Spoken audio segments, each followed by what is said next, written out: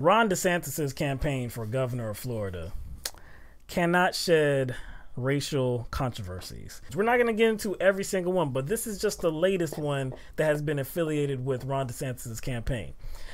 So Stephen Alembik, who is a Republican activist and has contributed close to $23,000 to DeSantis for years. On Twitter, Alembik had some derogatory things to say about former President Barack Obama. Alembik responded to a tweet from the Republican National Committee that read, quote, "Without a hint of irony, Obama smears President Trump's 63 million Republican voters as divisive and resentful." Now, Alembik responded to that message from the RNC, and I quote, this is what his quote, okay? "Fuck the Muslim nigger." Now, you can't get any more clear than that. He wasn't ambiguous in his language. I think it's very easy to understand exactly the feeling that he was trying to convey there. That's pretty impressive. Are you clear? Oh, I'm clear, and that's pretty impressive to just qualify what kind of nigger he is. No, I'm dead serious. I really like that. That's like right. That's some new stuff. Yeah, I really like how you qualified. Yeah, not just a regular nigger. Muslim. A Muslim Oh, nigger. yeah. So again, that was even more clarification. You're not just a regular nigga, you're a Muslim nigga. So okay? you that next level of niggatry. You on that next level of niggatry right there. Yes, definitely. So, of course, this is the internet.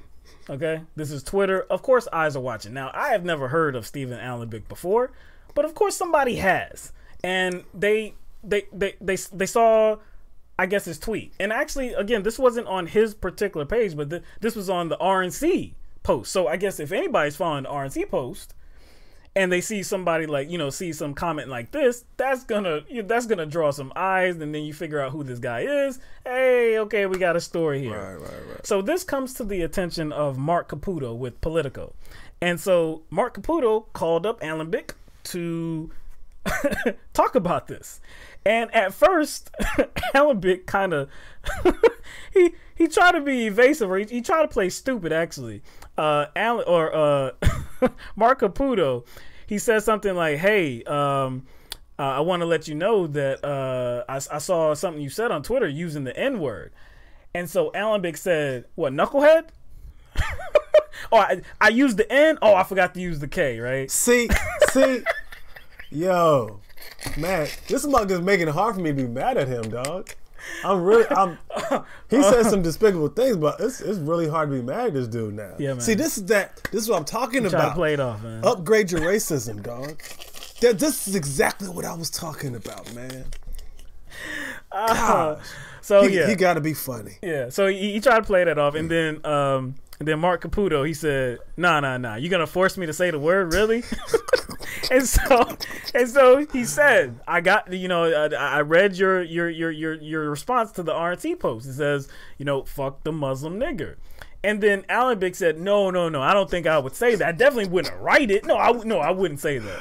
And then Mark Caputo responded, "I'm looking at it right now." And then that's when Alembik was like, "Really? I did? Well, okay. Yeah, I guess that's possible." So then after that, that's when Alembik goes into, I guess, a longer explanation. So this is what he said. "I could have been seriously pissed off at the moment in time. I grew up in the New York in the 50s. We were the kikes, they were the niggers, they were the goyim, and those were the spics." So Mark Caputo responds, "I'm Italian. I would have been a WAP." Alembik says, "Oh yeah, you are a WAP. I forgot about you guys." But in all seriousness, that's just the way it was. So somebody like Chris Rock can get up on stage and use the word, and there's no problem. But some white guy says it, and he's a racist. Really? Yo, I like how he just said, "You know what? You're right. You would have been a WAP, my man." I forgot about that, man. I gotta put that in my my racist terminology satchel. Golly, I missed it. But I missed that one. Look, it's funny. Like, man, this is funny for so many reasons. But like the last comment that he says, he brings up Chris Rock. Hey, the comedian Chris Rock, the black guy, you know, he can say it, but you know, I can't say it because I'm a white guy. Now, okay, now let's just look at that for a second. Chris Rock, I don't remember Chris Rock like saying it in a disparaging way. I don't think he's pointing out people in the crowd like, fucking nigger. See, look at you, nigger. He's not saying it like that, right? Like a lot of times people, there's certain people that use like nigga, right? And it's in terms of endearment. It's something that's, you know, if you feel comfortable with somebody, you say it, you know, like, hey, what's up, man? What's up, dude? You know, that's my dude. That's my partner right there, That's a right? replacement for those words. Yes, that's a replacement. My man, dude, bruh. Yes. Homie, whatever Now, you say. Was Stephen Alembik trying to use that word in the same way? Or did he use it to denigrate Barack Obama? Did he use it to actually assault Barack Obama in a very interesting way too? Like, if you want to say that Barack Obama is a bad person, if you want to say that he was a horrible president, if you want to say that he's a horrible father or he's nothing for a leader, cool. There's many words that you can use. I just use a few of them. But for some reason, you picked the word nigger and you qualified it, like you said, Muslim nigger. So it wasn't a term of endearment. You're not jealous of you're not jealous of Chris Rock being able to use it because he's a black guy and be able to call his friends nigga, or actually be up on the stage with a mic actually saying nigga in his act. No. You want to actually be racist, use the word in a racist way, and you don't want to be called on it. And of course, he's right. There are double standards because there are certain words that have multiple usages. There are a lot of words in the English language that have multiple uses. So of course there are going to be double standards because of those multiple usages. Right. It's not that complicated. You know what I'm saying? It's not complicated. It's not complicated at all. Yeah. It's not complicated. But again, so of course the campaign of Ron DeSantis, they had to say something about this, of course, because it does tie to the campaign and Ron DeSantis. And in a statement, the DeSantis campaign spokesman, Stephen Lawson, he said, "We've said it before, we'll say it again. We adamantly denounce this sort of disgusting rhetoric, even though your candidate did use the term monkey up as it relates to Andrew Gillum." So this is not just a supporter, this is a donor. Yeah. You know, if you have to a notable donor. A notable donor, Yeah. I was about to say. Yeah, not just somebody like that it's like gave you like $200. There are some instances where you can't control what your donors say. Yes. And I can see candidates looking past a lot of this stuff just to get that money. Right.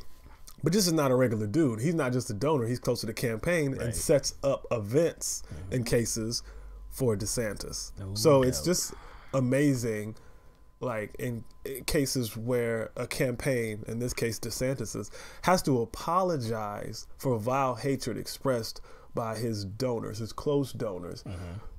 Shouldn't that give you an indication about DeSantis?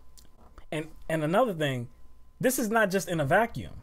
This is not just one isolated event.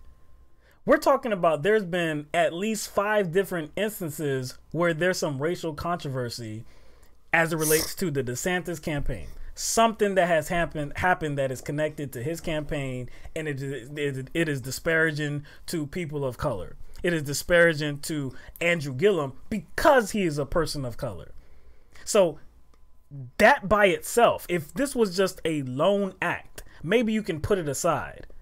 But when it's connected to the other instances, well, that suggests there's a pattern. You know, you can apologize up and down, but it's not like, oh, darn it. It's not like, oh, golly geez, like, we didn't know. You say, oh, golly, like how could we, like, have been around a guy like this? Like, this was surprising to you, right? Like, you never heard none of this before. Him actually being able to respond to a post on Twitter publicly. Fuck that Muslim nigger. Publicly. You've never heard anything about that before. You've never heard anything that is comparable to that. Basically, you know what you was getting into.